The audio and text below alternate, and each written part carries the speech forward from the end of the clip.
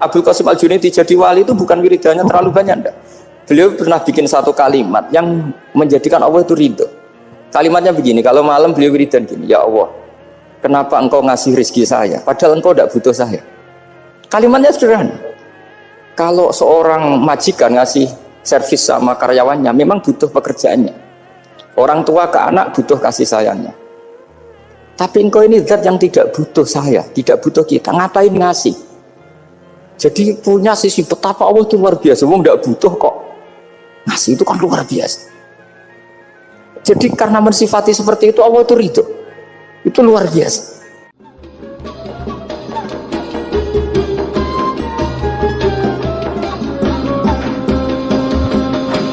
Saya termasuk orang yang meskipun masih muda itu gak pati-pati mati. Karena bukan berarti saya mesti soleh, mesti husnul khotimah, ya enggak. Ada istilah mati yang menyenangkan dalam diri manusia, yaitu Nabi ngendikan Allahumma ahyini maka natil hayatu khairan li wa tawaffani maka natil wafatu khairan li.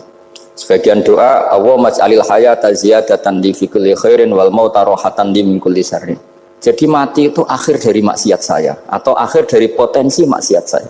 Sehingga kata Sohibul Hikam, kamu harus percaya diri bisa selamanya tidak maksiat lagi. Orang kan tanya, masa manusia tidak bisa maksiat lagi? Ya bisa saja kamu pas taat terus mati, berarti sudah tidak bisa maksiat. Jadi ulama itu melihat mati itu akhir dari segala maksiat atau potensi maksiat. Ya, di sini hebatnya lagi-lagi GNU itu. Bohong fasik gendong kayak apa, kalau mati saya deh, tombone menang kabeh, saya dia menang kabeh. Sesuai kayak ini, saya nih pun buatan sakit maling, buatan sakit korupsi. Oh gede saya nih. Itu satu ilmu yang luar biasa, meskipun ya tentu agak ngawur, tapi itu bagus, secara ilmu bagus, karena al-maut adalah rohatun min kulli syarr. Lagi-lagi yang menyelamatkan itu illa aliman au muta'alliman, proses belajar mengajar. Saya baca banyak tentang halal haram dalam kitab Imam Ghazali itu, tak ulang berkali-kali. Saya itu dulu ya gak paham, karena kitab paling susah di bab Imam Ghazali itu menurut saya kitabul halal wal haram. Termasuk bagaimana cara ngelola amwalus salatin yang terkenal korup, sementara menyumbang kamu sebagai jaizah, sebagai hadiah untuk para kiai atau untuk para guru. Itu perdebatannya ulama itu macam-macam. Ada yang bilang haram karena itu potensi haram, atau memang benar-benar haram. Ada yang bilang boleh, karena kalau yang pakai kamu untuk kebaikan, kali dipakai mereka ruwet. Kebetulan yang partai ini lebih besar, alhamdulillah. Terus dikiaskan sama ghanimah. Lagi-lagi karena baca, saya itu pernah ditanya seorang dosen di Jogja, Gus saya ini muslim mulai kecil dan saya peneliti, saya pernah sekolah di mana-mana. Yang ganjil dari saya tentang Islam itu satu, yaitu ghanimah. Kok kayak Islam itu rampok gitu ya, perang sudah, orang kafir itu kalah, hartanya diambil gini-gini. Ya ghanimah. Terus saya memberi analogi, kalau ada garong ke kamu, bawa senpi, bawa pedang, terus kamu mengalahkan garong itu, alat-alat itu kamu kembalikan apa kamu sita? Ya saya sita, nanti dipakai garong lagi. Ya kira-kira seperti itu. Kalau dikembalikan ke orang kafir berarti menjadi kekuatan kekafiran lagi, dan itu harbi. Dia baru nerima. Lagi-lagi ini barokahnya baca. Makanya saya diminta sama sini, ya saya tentu faktor hormat karena bapak saya memang dulu ngaji sama Badullah. Mbah saya itu terkenal wali, yang bapaknya bapak. Itu kalau kesini nyifati Badullah satu. Nur disitu mondok gini itu enggak apa-apa. Pondok elek lah, kiaimu wali. Zaman itu bapak itu di kamar kursi ya masih ada kakinya. Saya dulu sering dijak ke sini sama bapak. Jadi mbah saya itu terkenal wali dulu. Jadi mbah saya itu tirakat terus sampai kapundhut itu poso terus. Kebetulan cucunya agak niru. Saya tidak niru itu karena itu Gus Zaki. Memang disuruh tidak niru. Kata mbah saya, kira usah tirakat, terus tak tirakati aku. Gitu. Jadi saya, Mbah Mun juga gitu. Kowe haram tirakat, terus tak tirakati aku. Saya senang sekali. Tapi tua-tua kok mikir putu. Nah, terus nirakati putuku sopo. Jadi mulai jadi kiai betul Mas Latif, saya ini sudah mulai mikir putu. Karena saya ini termasuk orang yang kecelok alim yang enggak banyak orang menghormati karena sudah diramal sama mbah-mbah. Di dulu mbah saya Mbah Nur Sam itu, kakak saya itu SMP SMA, kakak saya yang kedua juga SMP SMA. Mbah saya itu Mbah Nur Sam itu yang nganterkan bapak ketika mondok sini itu, yang ikrar karo Badullah wali Mbah Nur Sam, ahli tirakat, ahli puasa. Itu bilang, Nur, anak sing iki aja pondok, aja sekolahno. Sumben sing ngalim ku anak sing iki. Ketika saya hampir tamat SD sama mbah saya Tuban, mbah saya Narukan juga disabdo begitu. Singkat cerita saya mondok sarang. Mondok sarang pertama langsung dikenal Mbah Mun, wong anak kiai jadi langsung dikenal. Didoni macam-macam terus dadi wong alim itu gak ada yang ngelem. Biasa aja untuk dongane sepuh-sepuh. Ya sebenarnya agak kecewa ya, saya inginnya kan dianggap prestasi gitu, ternyata dianggap doanya orang-orang sepuh.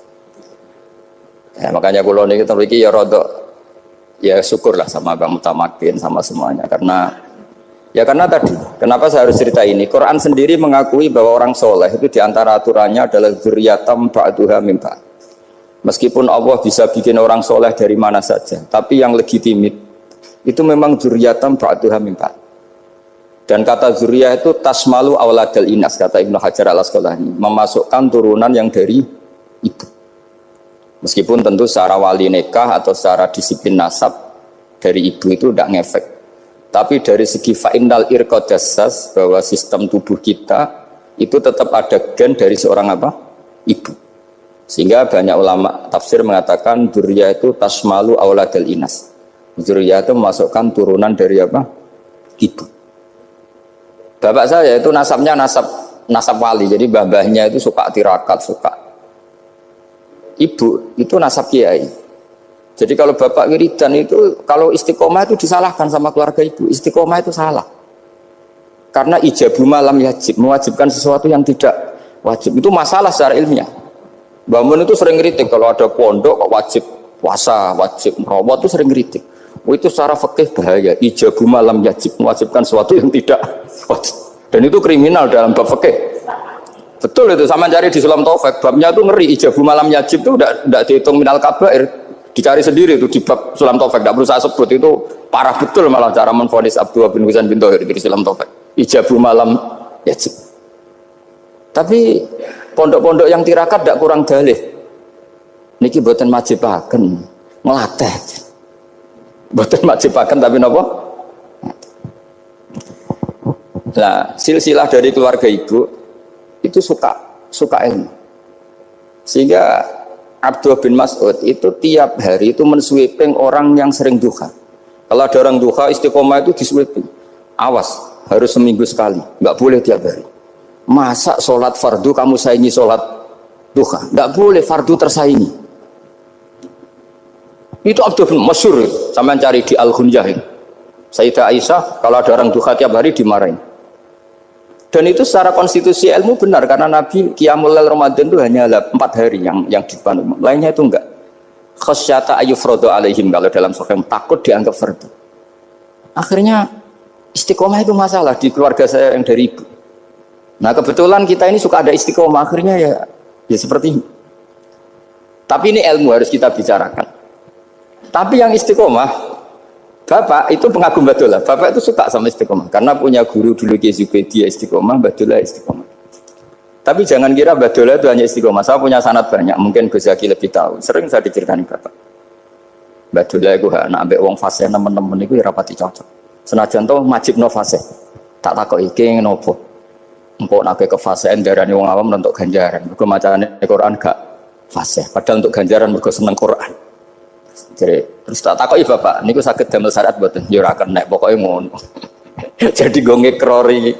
Artinya beliau ndak ingin lah gara-gara kita terlalu pakem tajwid kemudian menganggap siapa saja baca Quran salah kemudian tidak dapat pahala. Bisa saja hamalahum ala ayaqraul Qur'an apa mahabbatuhum wa iskuhum wa kada wa kada. Jadi akhirnya saya jadi tahu. Oke, secara makhraj salah, tapi iseknya benar, mahabbahnya benar, brontonya benar.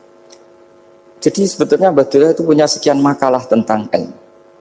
Hikam juga gitu. Nur nak cah santri ngaji ihya itu jauh oleh, tapi nak ngaji hikam mojo.